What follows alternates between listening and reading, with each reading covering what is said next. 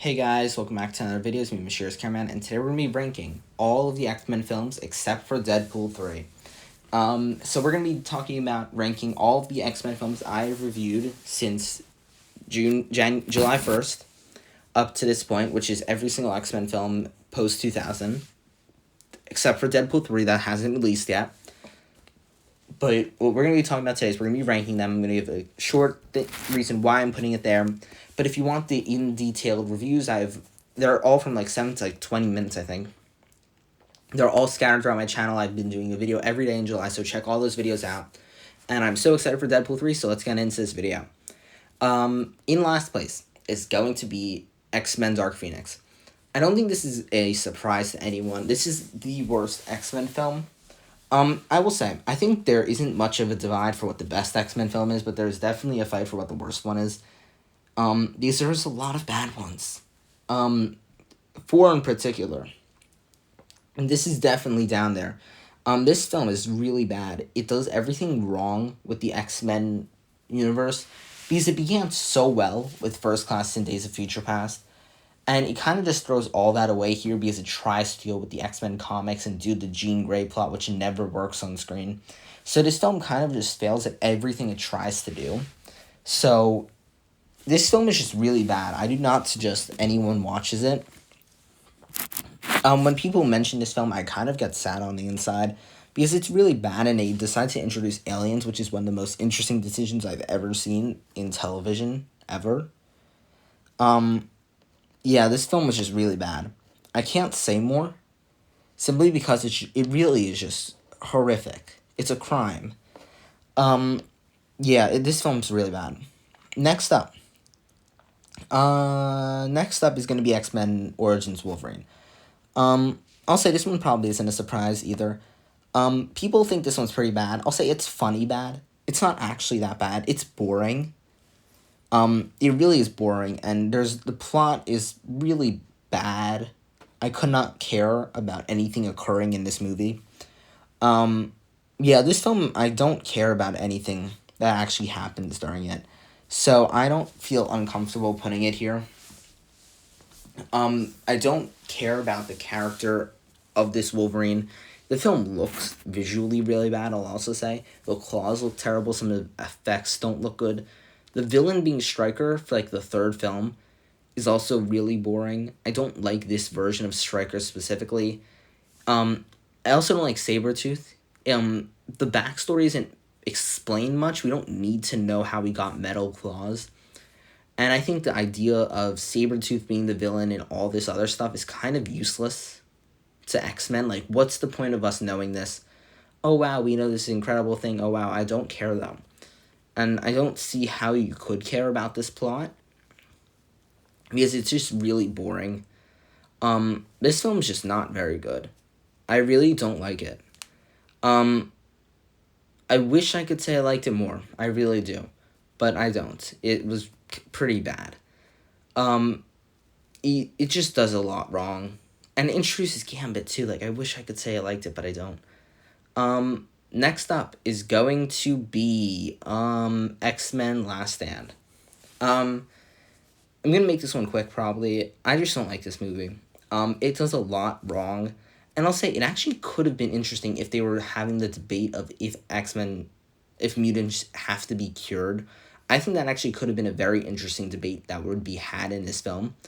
If the main threat wasn't Jean Grey or Magneto, and the main threat was the government, and if you should do it, and then get the cure, if the cure should be weaponized, and then the final battle being kind of like Magneto and those people against the X-Men. I'm actually fine with that being the final battle, except not with Jean Grey.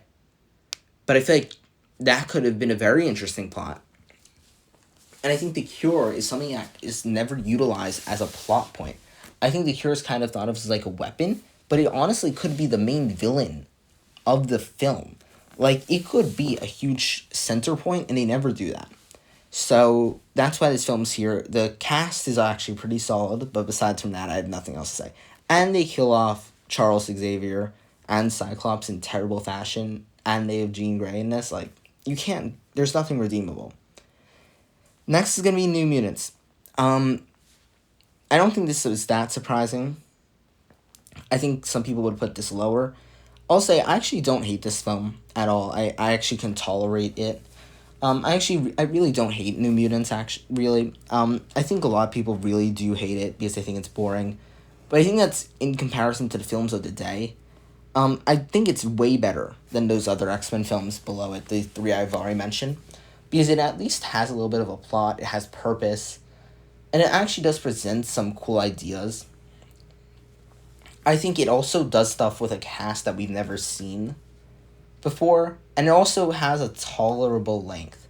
Like, it has some bad aspects, but it isn't doing anything offensive, and the other movies do a lot that's offensive. So I think that's the really basic reason of why this falls here. It's because it didn't offend me. And that sounds pretty stupid, but it also, I say that in all seriousness. This film did not offend me or anything about me. And honestly, that's a win. Because a lot of these X-Men films do offend me. In whatever place we're at, fifth from the bottom, now we're up to the actual decent films. Let's move on to X-Men Apocalypse. I'll say people hate this film way too much. I don't think it's actually that bad. I think it actually has a lot of very good aspects. I think the villains of this film are actually pretty stacked. I think Apocalypse actually is a pretty decent villain. I think this film is actually overhated especially after coming off of the films it had. It had two very good films. So I understand why this is by far the worst of those three. But it actually does some pretty fun stuff, though. I actually do like the idea of the Horsemen. I think that's actually... I really like all of those people. I really like Apocalypse in this, actually. And I do like the setting of this film. I really like how the setting is set apart from the normal area. Like, it's in the desert. It's a very fun set. And I actually do like as well... It really does feel like it's just kind of taking everything from X-Men 2, X2, X-Men United. And I don't think that's very deniable. I think everyone kind of knows it. It really does take a lot from that film. But I don't really care, honestly. It still is pretty impressive how well it does really work. The film really just does work for me. I do like a lot that it does. I will say, I think it does take it too much from X2 at sometimes. But I don't really care. I think this film still does a lot that's really interesting at the end of the day. And even though I don't like it that much compared to some of the other X-Men films, it really could be worse. I think there's a lot of interesting moments and decisions, and it doesn't always look visually the best. But I don't really care, honestly, because it still isn't that bad. And at the end of the day, that's all I care about. Next, we're going to move on to Deadpool 1. Interesting placement. But I don't really care. It's my video. I don't think this is that bad of placement for this movie. I personally feel like this is exactly where Deadpool 1 belongs. I really do think that Deadpool 2 is a lot better than Deadpool 1. Deadpool 1 I have my gripes with. I think the way that it's structured kind of pisses me off. I think the fact that I just don't love the way this film is structured in any way. I'll say the pacing is pretty good. I just don't love the structuring of it. I don't love anything that happens. I feel like the second one's a lot better rounded, and you care a lot more for the villain. It really works. And this one just doesn't work that much. I don't love the villain. I don't love the plot. This film, I'd say, I like it, and it's solid. I just don't think it's as good as I think some people make it out to be. Deadpool 2 really is so much better at the end of the day. Alrighty, in the next spot, we are going to be going with X-Men 2000. I actually thought I was going to put this one lower. I'll say this and Deadpool 1 are pretty much on the same level. I'm just putting this a little higher because there are, in my opinion, a few more redeemable moments from this. For one, I think the casting in this, I think we all know is incredible. I think the casting in this movie is just really good. I think this is the first time we see Hugh Jackman as Wolverine, so it's always great. And I will say I think this movie as Magneto's the villain is actually pretty good. And it also doesn't feel like a modern superhero movie, because that was before Spider-Man. So I always respect that. And I think it does some fun things with the plot. And I think it deserves to be up here. This is exactly where I think this film should be. I don't think it can go anywhere else. In the next place, I think at this point I'm almost out of films. Next up, we have Deadpool 2. Um, this film is good. This film is really good. I really like how Deadpool is done in this movie. I think the idea of the time travel plot and I really like the protagonists of this. I think the superhero team's a lot more interesting. I think everything Deadpool does in this is also a lot more interesting, so it's not like flashbacks, it's kind of like a real film.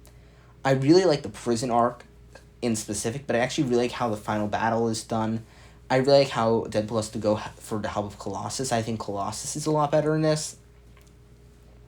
I love how he's trying to be better, how he's trying to be an X-Men. It doesn't always work. I think this film just does a lot that I really enjoy. And I really didn't expect that. I expected to like the first one more. This film's a lot more silly, but I don't really care. I think the team that he does, I really like Domino. I love Cable. This film I just think I really enjoy a lot of what this film does. I like all the characters. I think it's a very interesting plot. I love the villain being Cable. I think he's a great villain.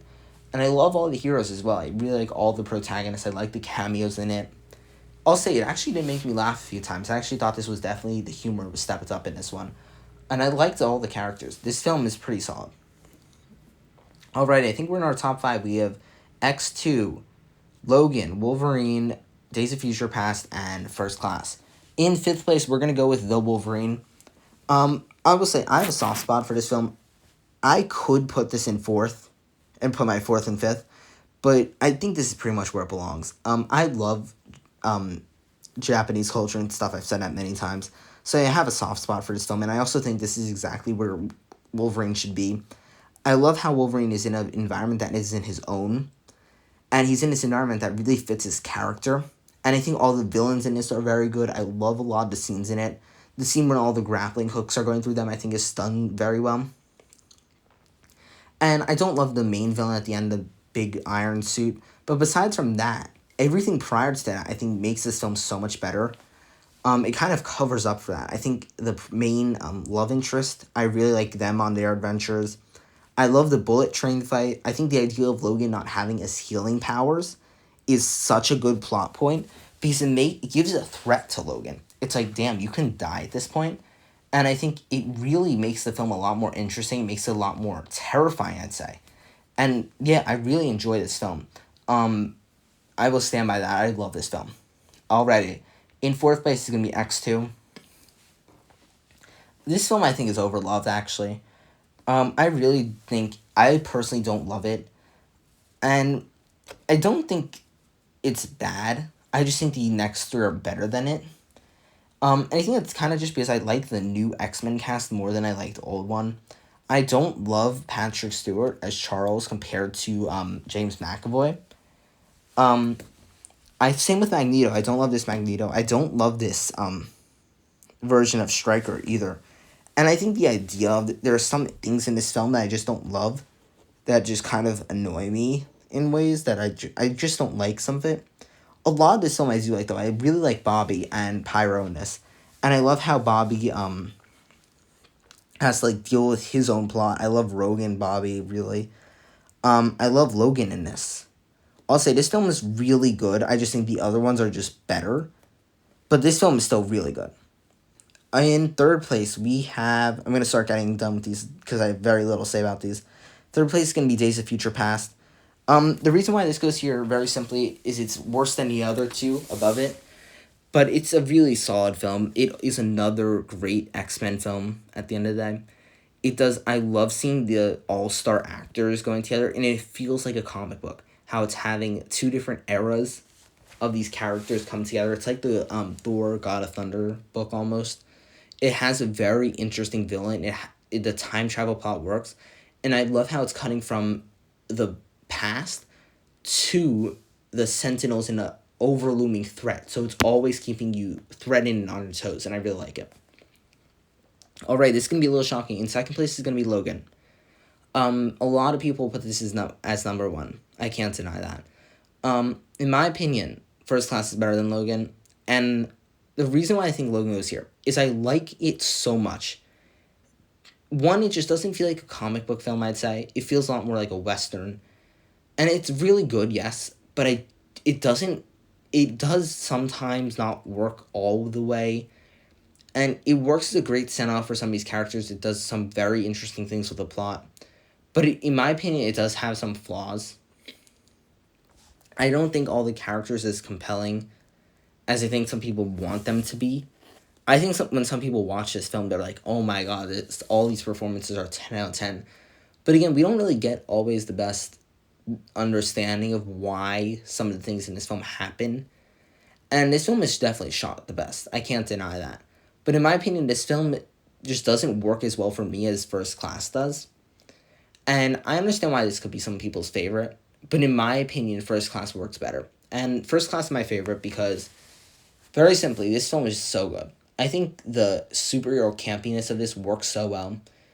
And I think the one scene that I remember when I think about this film is the montage scene with all the lines going through the film and stuff.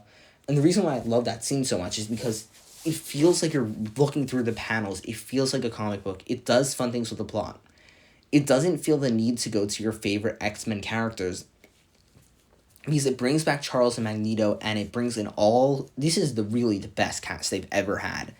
And they make you care about every single character, and every single character has a character arc, which I think works so well. It's a brilliant film.